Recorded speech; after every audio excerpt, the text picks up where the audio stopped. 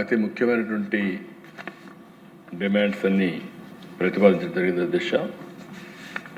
Industries, food processing, tourism, culture, cinematography, excise, అదే సమయంలో youth and sports, ఇంకొక పక్కన labour, factories, boilers, human resource development, health కూడా ఈరోజు ప్రతిపాదించారు అధ్యక్ష. ఐటీ కూడా ప్రతిపాదించారు. అయితే అధ్యక్ష, ఇక్కడ మనం ఒకసారి మంత్రులు కూడా చాలా డీటెయిల్డ్గా చెప్పారు.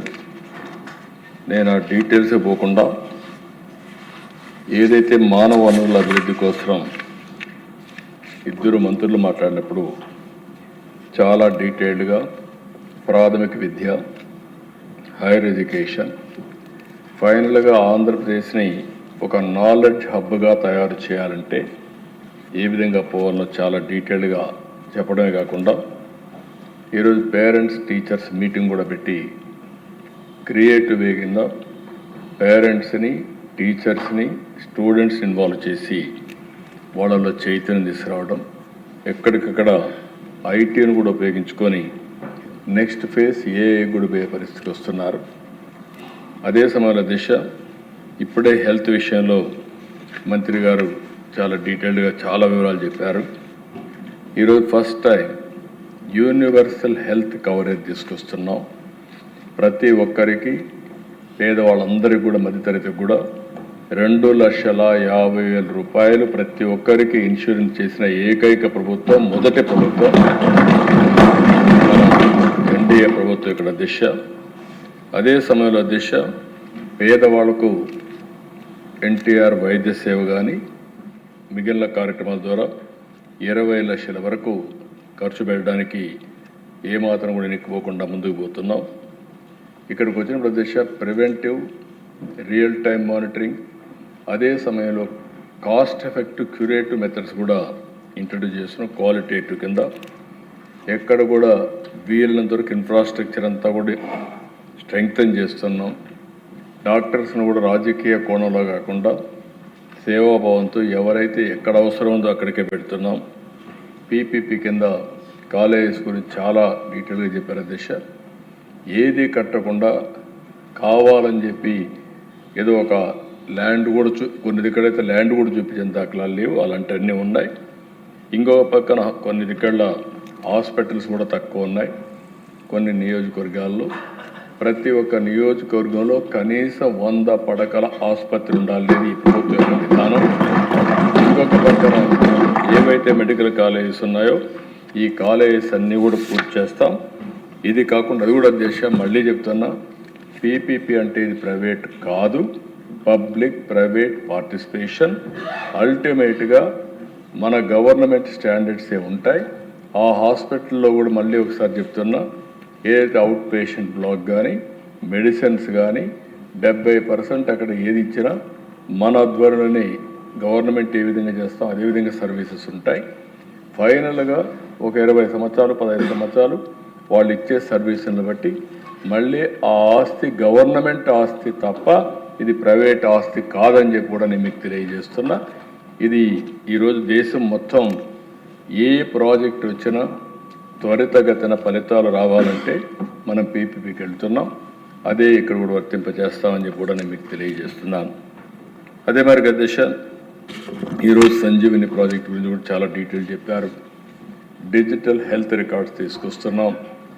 కంట్రీలో మొట్టమొదటిసారిగా ప్రతి ఒక్కరి హెల్త్ గురించి డిజిటల్ చేసి ఎక్కడికక్కడ అందుబాటులో పెట్టడమే కాకుండా ఒక నాణ్యమైన వైద్యాన్ని ఇవ్వడానికి అన్ని విధాల ప్రయత్నం చేస్తాం. ఇంకో పక్కన దిశ ఈ రెండు అయిన తర్వాత అతి ముఖ్యమైన సబ్జెక్ట్ ఈరోజు మనకు ఇండస్ట్రీస్ వచ్చింది. ఇండస్ట్రీస్ వస్తే ఆ దిశ ఈ రెండు విషయాల్లో కూడా చాలా వరకు వెనకబడ్డాం. ఒకప్పుడు 3-4 లేకుంటే 2-3 ప్లేసుల్లో ఉండే విద్య కనీసం 20 కంటే కిందికి వెళ్ళిపోయే పరిస్థితి వచ్చింది. ఎక్కడ కూడా భారతదేశంలో దిశ విద్య విషయంలో మనం ఒకసారి చూస్తే మాతృభాషలో నేర్చుకుంటే ఈజీగా అర్థం కావడం, కానీ ప్రైమరీ ఎడ్యుకేషన్ ఎక్కడ చూసినా ప్రపంచం అంతా కూడా మాతృభాష ఉంటుంది. అలాంటిది ఇంగ్లీష్ అని చెప్పి అటు ఇటు కాకుండా చేసి చాలా వరకు నష్టపోయారు. ఈరోజు దేశం అంతా కూడా ఒక పాలసీ తీసుకున్నారు, ప్రైమరీ ఎడ్యుకేషన్ ఎప్పుడు కూడా మాతృభాషలో ఉండాలని. ఆ విషయంలో కూడా ఈ ప్రభుత్వం చాలా స్పష్టంగా ఉన్నామని చెప్పి తెలియజేసుకుంటూ, ఇది ఆంధ్రప్రదేశ్ రాష్ట్రం అధ్యక్ష, తెలుగు రాష్ట్రం అధ్యక్ష, తెలుగు నేర్చుకోకపోతే భవిష్యత్తులో మన ఉనికిని కోల్పోయే పరిస్థితి వస్తుంది. తప్పకుండా ప్రపంచం మొత్తం తెలివైన యువతను తయారు చేసే బాధ్యత, తెలుగును కాపాడుకునే బాధ్యత ఈ ప్రభుత్వం తీసుకుంటామని తెలియజేస్తున్నాం. ఇది కాకుండా అధ్యక్ష, ఈరోజు పారిశ్రామిక రంగం చాలా డీటెయిల్డ్ మాట్లాడారు, చాలామంది చెప్పారు. బాగా మీరు చూస్తే 1924 బ్రాండ్ పూర్తిగా దెబ్బతినింది. మామూలుగా ఎంత బెదిరింపులంటే భయభ్రాంతులు చేసే పరిస్థితికి వచ్చారు. రాష్ట్రాన్ని వీడిపోతూ జాకీ, అమర్ రాజా, లూలు, ఫార్చ్యూన్ 500 కంపెనీస్లో ఉంటున్నటువంటి ఫ్రాంక్లిన్ టెంపుల్టన్ ఇలాంటివన్నీ కూడా రాష్ట్రాలు వదిలిపెట్టిపోయే పరిస్థితికి వచ్చారు. మళ్ళీ వాళ్ళు ఒక మాట కూడా అన్నారు, మళ్ళీ ఈ రాష్ట్రంలో ఆనాటి ప్రభుత్వం వైసీపీ ఉన్నంత వరకు ఈ రాష్ట్రానికి తిరిగి రామని చెప్పి మళ్ళీ వెళ్ళారు. అలాంటి పరిస్థితుల్లో మీరు ఒకసారి ఆలోచిస్తే దిశ బ్రాండ్ పోతే చాలా కష్టం. అలాంటి నెగటివ్ ఇమేజ్ క్రియేట్ చేసే పరిస్థితికి వచ్చారు. ఇంకొక పక్కన దేశ ఆర్బీఐ మొన్నే ఒక పబ్లికేషన్ ఇచ్చారు. అందులో మీరు చూస్తే 1920లో ఆంధ్రప్రదేశ్లో 16,924 పరిశ్రమలుంటే 23-24కి 16,011కి తగ్గిపోయినాయి. అంటే ఎక్కడన్నా ఉంటే ఎంఎస్ఎంఈలు కొన్ని పెరుగుతాయి, కానీ 913 కంపెనీలు తగ్గిపోయే పరిస్థితి వచ్చాయి, మూతబడే పరిస్థితి వచ్చింది. ఈ రిపోర్ట్ కూడా RBI hand book of statistics on Indian states రిపోర్ట్లు చాలా స్పష్టంగా మెన్షన్ చేసే పరిస్థితికి వచ్చారు. మన రాష్ట్రంలో చదువుకున్న విద్యార్థుల కొరత లేదు, వీళ్ళంతా వేరే రాష్ట్రాలకు పోయే పరిస్థితి వచ్చారు. కొంతమంది ఉద్యోగం లేకుండా మీరు ఒకసారి ఆలోచిస్తే గంజాయి, డ్రగ్స్ ఇలాంటిది కూడా నిర్వీర్యమయ్యే పరిస్థితికి వచ్చారు. ఒక్క డిఎస్సి 5 సంవత్సరాల్లో పెట్టలేదు.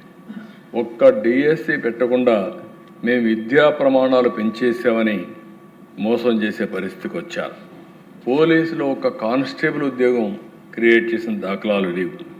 ఈరోజు మీరు ఆలోచిస్తే అధ్యక్ష, ఇవన్నీ మళ్ళీ 1 by 1 ఆ రోజు ఒక మాట చెప్పాం, 20 లక్షల ఉద్యోగాలు కల్పిస్తామని మాట ఇచ్చాం. దానికోసమే ఈ ఉద్యోగాలు కల్పించే శాఖలతో కలిపి లోకేష్ గారిని చైర్మన్గా పెట్టి ఒక కమిటీ కూడా వేసాం అధ్యక్ష. చాలా గర్వపడుతున్నాం. ఈరోజు ఆ కమిటీ చాలా బాగా పనిచేస్తున్నారు, ఆఫీసర్స్ పూర్తిగా సహకరిస్తున్నారు. ఒకప్పుడు ఈజ్ ఆఫ్ డూయింగ్ బిజినెస్ అంటే దానికి చిరునామాగా ఆంధ్రప్రదేశ్ ఉంది. ఇప్పుడు స్పీడ్ ఆఫ్ డూయింగ్ బిజినెస్కి చిరునామాగా ఆంధ్రప్రదేశ్ తయారయ్యింది. 25 పాలసీలు తీసుకొచ్చాం. ఒక్క ఇండస్ట్రీస్ కామర్స్లో 11, విద్యుత్ రంగంలో 1, IT electronics 9, infrastructure and investment 2, youth advancement and టూరిజంలో 3 కొత్తగా పాలసీలు తీసుకొచ్చాం. ఫస్ట్ టైం టూరిజానికి ఇండస్ట్రీ స్టేటస్ ఇచ్చాం.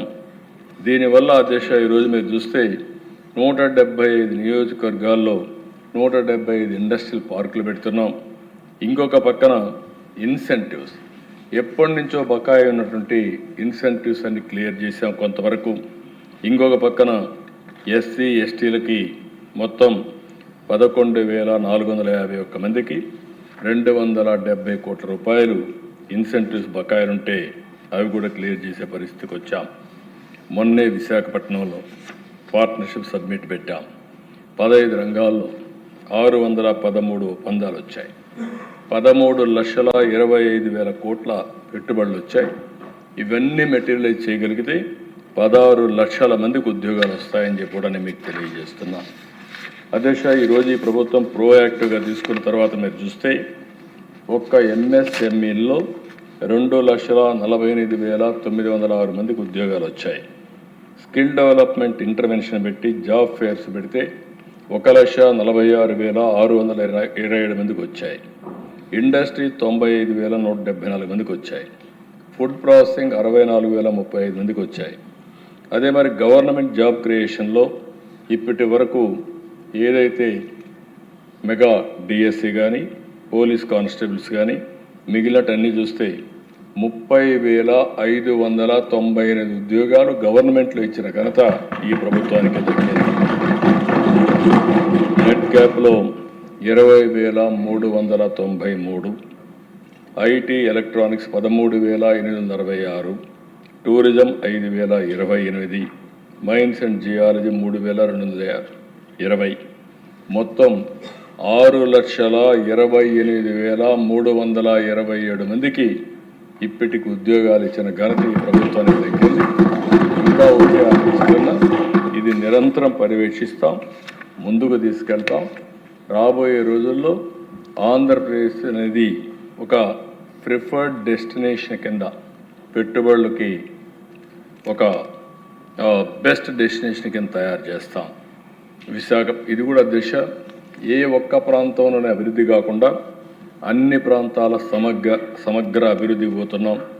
విశాఖపట్నం, తిరుపతి, అమరావతి 3 ఎకనామిక్ జోన్స్ని పెట్టుకొని ఆ ప్రాంతాలు అభివృద్ధి చేస్తాం. 2047కి మనం చూస్తే $2.4 ట్రిలియన్ ఎకానమీ తయారు చేయాలని ఒక యాక్షన్ ప్లాన్ పెట్టుకున్నాం. ఐటీకి, జీసీసీకి, డేటా సెంటర్కి ఇవన్నీ కూడా విశాఖపట్నం ఒక హబ్గా తయారవుతుంది.